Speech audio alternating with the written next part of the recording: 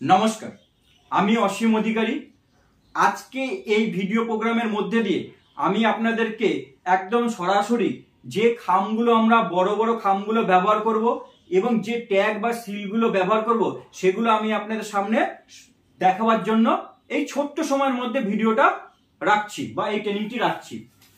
আমরা তিনটে বড় সাদা এনভেলপ ব্যবহার করছি। প্রথম এনভেলপকে বলছি আমরা ইভিএম পেপার এনভেলপ, 2 নম্বরকে বলছি আমরা স্ক্রুটিনি এনভেলপ, 3 নম্বরকে বলছি স্ট্যাটুটারি কভার এনভেলপ। এই সাদা রঙের এনভেলপে আমরা যে রিপোর্ট রিটার্ন গুলো ভরবো, বুকলেটেও কিন্তু সেগুলো সাদা কালারেরই হবে। মনে রাখার সুবিধার জন্য বলি, 1 নম্বর খামে যাবে 3টে আইটেম, 2 নম্বর খামে যাবে 4টে আইটেম, 3 নম্বর খামে যাবে 5টা আইটেম।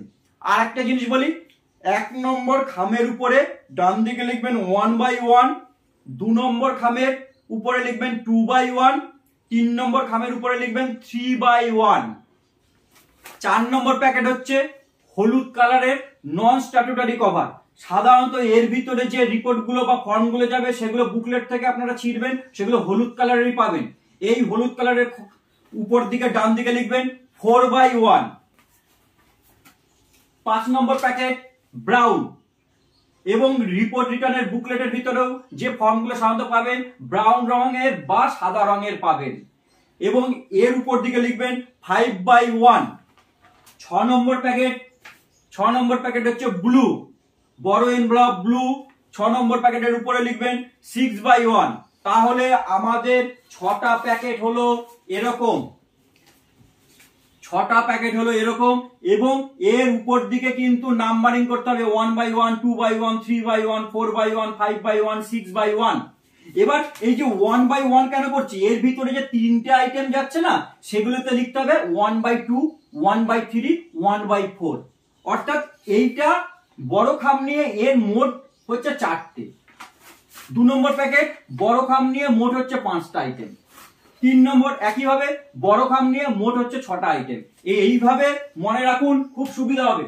আর একটা পাবো আমরা, যে আমাদের ভিভিপ্যাট প্রিন্ট পেপার স্লিপ বেরোবে, সেই মক পোলের স্লিপগুলো এই বড় কালো খামে রাখবো। এই বড় কালো খামে কিন্তু আমরা প্রিন্ট পেপার স্লিপগুলো রাখবো ব্ল্যাক এনভেলপে। এটা কিন্তু কখনোই গালা সিল করবেন না, গাম দিয়ে আটকে দিন, গাম দিয়ে আটকে দিন। এবং যে আপনারা পিঙ্ক পেপার সিল পাবেন, পিঙ্ক পেপার সিল, এই পিঙ্ক পেপার সিল এরকম কিন্তু দুটো একসঙ্গে লাগানো থাকবে। এই মাঝখান থেকে এটাকে ভাঁজ করলে এখানে কাট আউট মার্ক আছে, এইটাকে ছিঁড়ে নিয়ে আপনাকে কিন্তু এর একটা পার্ট আপনি কি করবেন, এদিক থেকে লাগিয়ে দিন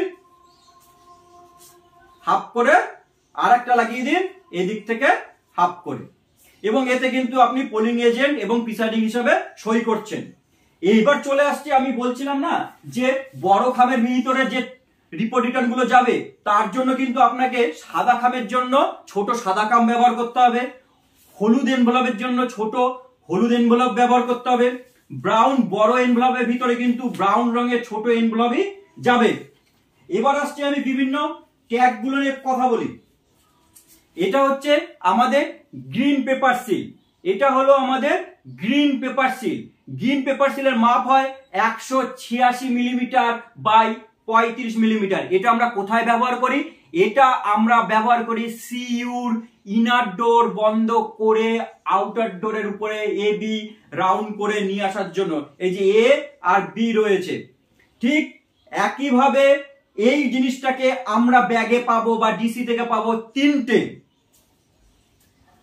এটা হলো স্পেশাল ট্যাগ। স্পেশাল ট্যাগ আমরা কোথায় ব্যবহার করছি, ইনার ডোর বন্ধ করে ইনার ডোরের আউটারে এটা আমরা বন্ধ করছি, যেখানে আমাদের ক্লোজ বটমটা থাকছে, ক্লোজ বটমটা এর ভিতরে রেখে আমরা এটাকে সিল করছি। এটিও কিন্তু আপনি পাবেন ডিসি থেকে 3টি। এরপরে আসছি pink paper seal. Pink paper seal DC থেকে পাবেন আপনি 2টো। এখানে দেখুন এর বারকোড রয়েছে এবং এর সিরিয়াল নম্বর থাকে। এই বারকোড স্ক্যান করে কিন্তু ইসিআইএল এবং বিএল এর ইঞ্জিনিয়াররা কিন্তু কমিশনিং এর সময় তাদের রেজিস্টারে লিখে নেয়। এইটাকে কাট আউট করলে মাঝখান থেকে 2টো পোরশন পাওয়া যায়, অর্থাৎ দুটো ব্যবহার করা হয়।